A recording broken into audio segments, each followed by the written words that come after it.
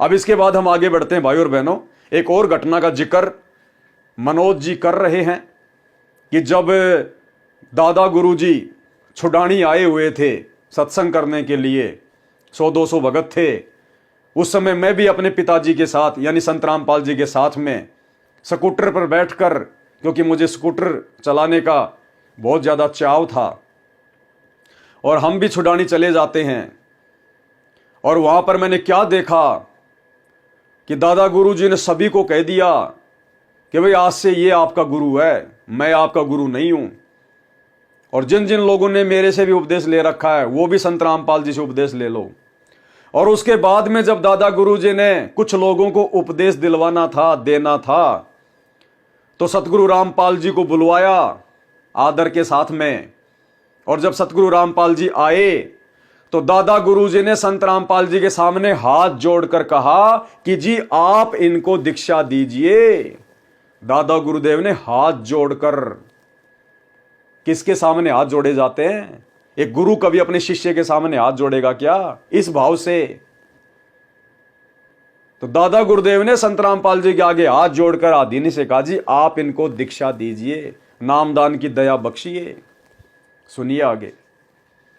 घटनाक्रम जो अभी आपने 600 वर्ष पहले कबीर जी का बताया, वही घटनाक्रम इस समय आपने जो देखा, ये तो बहुत ही अद्भुत बात है। जो हमारे दर्शक हैं वो इस घटना को देखकर समझ सकते हैं कि ये तो बिल्कुल प्रत्यक्ष दृष्टा थे।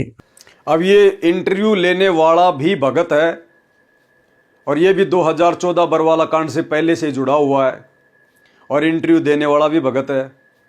अब ये इंटरव्यू लेने वाला कह रहा है कि ये तो बड़ी अद्भुत बात है, बड़ी अद्भुत बात है। अरे भैया, यही अद्भुत बात पिछले 8 साल से हम लोगों ने हजारों वीडियो बना के बता दी है। तुम लोग सात संगति के वीडियो देखते नहीं तो तुम्हारे को अद्भुत ही लगेगी, जबकि हम सत्सेवकों के लिए तो ये बात बहुत ही कॉमन हो चुकी है, बहुत कॉमन। इसलिए भाई और बहनों, दास बार बार कहता है कि जिस समय सतलोक आश्रमों से जुड़ी हुई संगत की आंखें खुलेंगी और जब ये सात संगति के वीडियो देखना शुरू करेंगे, उसके बाद भी संत रामपाल जी को पूर्णतया हृदय से परमात्मा मानने के लिए कम से कम इनको 5 साल तक सात संगति के वीडियो देखने पड़ेंगे, 5 साल तक। आज हम सत्सेवक पिछले 7-8 वर्षों से लगातार सात संगति से जुड़कर और वीडियो देखते हुए आ रहे हैं, तब कहीं जाकर आज हमारे दिल में समाया है कि हमारे गुरुदेव खुद ही पूर्ण ब्रह्म परमात्मा है। तो इन लोगों को तो ना जाने कितने साल लगेंगे, तब जाके सात संगति के माध्यम से इनको समझ में आएगा कि वास्तव में संत रामपाल जी पूर्ण परमात्मा है। फिलहाल तो वो मनोज भी उसी सतलोक आश्रम से जुड़ा हुआ है, और ये भाई जो इंटरव्यू ले रहा है अभिषेक, ये भी सतलोक आश्रम से जुड़ा हुआ है। और ये सारे के सारे जून के महीने में उसी दाढ़ी मूंछ वाली कबीर जी की फोटो को कबीर मान के पूज रहे हैं। तो ये खाली अपनी जुबान से कह रहे हैं, खाली भौंक रहे हैं। इनको अंदर से यकीन नहीं है, इनको अंदर से विश्वास नहीं है कि वास्तव में संत रामपाल जी ही कबीर जी हैं। और दादा गुरु जी और उनका जो संबंध था वो एक गुरु शिष्य परंपरा के तहत था। ये केवल बातें कर रहे हैं, करनी तज कथनी कथया ज्ञानी दिन रात, कुत्ते ज्यों भौंकत फिरे, सुनी सुनाई बात। आगे सुनिए। थे मनोज जी वहां पर, और जो ये घटनाक्रम हुआ, इससे संत रामपाल जी महाराज के जो भक्त हैं वो समझ सकते हैं कि संत रामपाल जी महाराज कौन है। ये तो सर बहुत ही अद्भुत आपने घटना बताई है।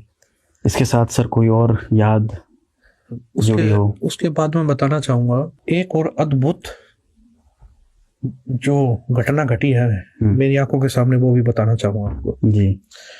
मैंने क्या देखा, एक बार स्वामी रामदेवानंद जी महाराज जी बैठे हुए और सैकड़ों की संख्या में श्रद्धालु बैठे हुए। दादा गुरुदेव जी ने संत रामपाल जी महाराज जी को बुलाया। अच्छा। बुलाने के बाद उनको अपने पास बैठाया। अपने पास बैठा के स्वामी रामदेवानंद जी महाराज जी बोले, जितने भी श्रद्धालु वहां बैठे हुए थे, आज के बाद संत रामपाल जी महाराज जी नाम दीक्षा देंगे सभी को। अच्छा जी, मैं नाम दीक्षा नहीं दूंगा आज के बाद, संत रामपाल जी महाराज जी नाम दीक्षा देंगे, और आगे जो भी नाम दीक्षा लेगा वो संत रामपाल जी महाराज जी से नाम दीक्षा ले। अच्छा। स्वामी रामदेवानंद जी महाराज जितने भी श्रद्धालु वहां पर बैठे हुए थे उनके सामने बोला, आज के बाद मैं तुम्हारा गुरु नहीं हूं, आज के बाद आपके गुरु संत रामपाल जी महाराज हैं। आज के बाद यही आप सभी को नाम दीक्षा देंगे। और तो और सबसे विचित्र बात, जिन्होंने मेरे से भी नाम दीक्षा ले रखी है, हाँ। वो दोबारा संत रामपाल जी महाराज जी से नाम दीक्षा ले। अच्छा। ये चीज मैंने अपनी आंखों से देखी, कानों से सुनी। अच्छा। और वहां पर सैकड़ों की संख्या में भगत बैठे थे, उन्होंने भी सुनी। इतना कहकर स्वामी रामदेवानंद जी महाराज जी ने संत रामपाल जी महाराज जी की तरफ देखा और बोले, संत रामपाल जी, आप जी के बराबर इस पृथ्वी पर कोई संत नहीं होगा। और ये चीज एक बार नहीं कही स्वामी रामदेवानंद जी, दादा गुरुदेव जी ने ये कम से कम सैकड़ों बार बोला है। अच्छा।